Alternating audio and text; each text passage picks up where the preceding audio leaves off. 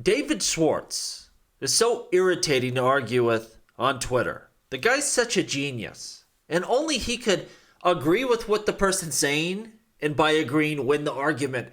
When we look at this, he was on Twitter with his no incentive is the best incentive propaganda. And he said the following: there's no incentive to run Bitcoin full nodes other than if you need to access the blockchain. No incentive to run Bitcoin full nodes. Those are some fighting words there. Of course, I'm going to jump in here.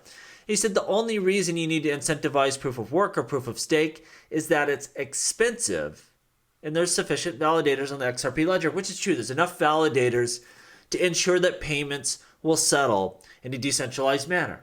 That's the whole name of the game, right?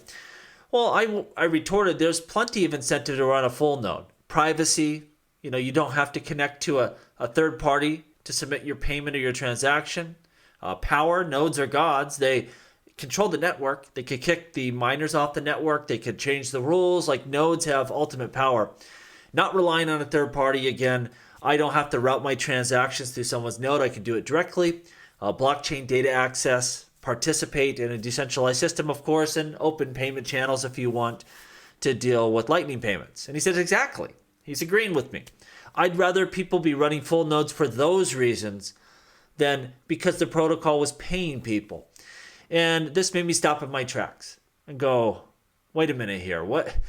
So when he says no incentive, he's not saying there's not a reason. There's not value. He's just saying the protocol shouldn't, shoot you off payments for doing so automatically and arbitrarily. And that makes a lot of sense. And this is what really stopped me in my tracks, because all those things I listed out, those aren't special to Bitcoin nodes. Those would be the same incentives to run XRP ledger validators. The very same thing, to be able to connect to the blockchain directly and not have to route through someone else's services, and privacy and blockchain data. These are the reasons you run validators on the XRP ledger.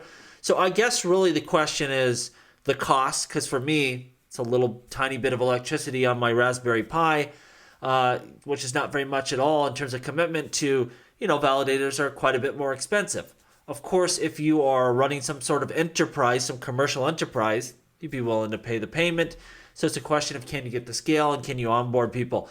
So he really made me think deeply on this issue. I did have a follow-up question that will necessitate a new video if he does answer. You never know with David. He may or may not. But I think this kind of gets me going in a different direction and understand more of what David's saying. He's not saying don't have incentives in the network. Of course, he's just saying don't pay people arbitrary payments just to run validators. There should be better reasons, like some of the ones I named there, and probably a lot more. Dark Horse. I like him. He's willing to look at things really critically, not just, rubber stamp, the regular things we all try to push out there because we're fans of crypto and XRP. And he's talking about, this information that Ripple's trying to mask, how much they sold XRP to some of their customers for, the discounts they were given. And he's going through the effects of this. And in my opinion, it's going to be pretty simple and straightforward. If the judge is going to rely on that information to rule on her penalties, if she thinks it's important, I think she's going to release it. If it's not, if it's just maybe doesn't look good, it's damaging to Ripple, which is really why the SEC wants that out there, then I think she'll mask it and keep it sealed. So I think it's going to come down to, is this pertinent information for her to make her decision and her final, penalty allocation there? And that will drive her decision more so than any argument that Ripple or the SEC has put forward. We'll have to see ultimately how this plays out. Big news here, I think it's important. Ripple's teaming up with Coinbase, Meta, Gemini, and Kraken to combat online fraud and financial schemes. This is a huge problem even on YouTube, where you have those fake commercials. On Twitter, there's all sorts of schemes out there. And it's good to see the industry stepping up and policing its own ecosystem to try to protect users. Big move here by those really massive companies. It just shows they care about the ecosystem. Uniswap today responded to the Wells notice. And it was interesting. In that response, they quoted the Ripple case quite a few times. So when people try to say Ripple didn't win, that the SEC won, they're full of it.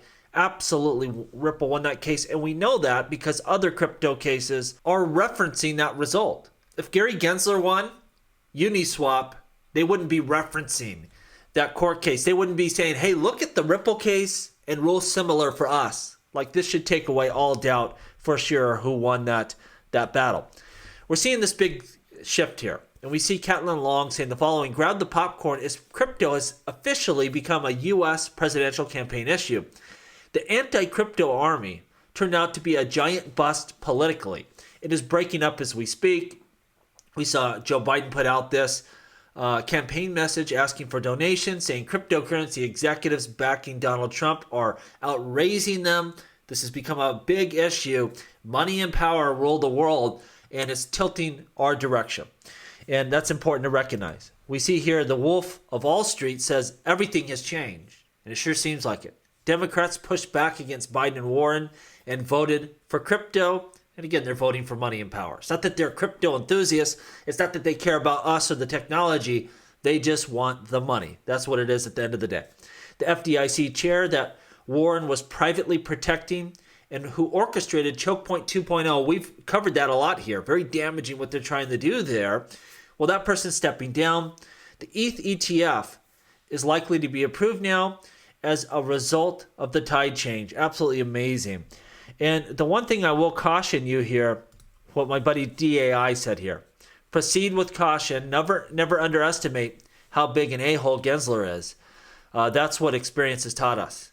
And that's absolutely true. Do not think this is a shoo-in or a given or a guarantee until that sucker is announced. You don't know what Gary Gensler has up his sleeves. And I'm sure at this point in time, he's probably talking to people saying, oh, well, this isn't good for you. You want me to pivot. What is in it for me? Of course, we know he wants to be a treasury someday. He wants different things. You never know with this guy. There may not be anything in it for him to reverse his course. And there's nothing politically really that they can do to mess with him. They can't remove him from his post. They can't force him to do anything. And so there's probably some negotiations going on behind the scene. You know, what kind of guarantees or things are there for him if he goes their way now and pivots? Because we all know Gary Gensler's just been a puppet for Elizabeth Warren. This is not his policy. He's just a lackey going out there attacking crypto because that's what he's been told to do.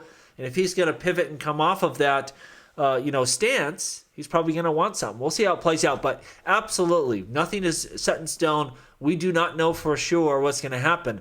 And if you see a rejection come out of nowhere or something like that, just Gary Gensler being a jerk, well, it could have significant disruptions in the short term for crypto. Long term, we're winning. We know that, and you could see that in the political landscape.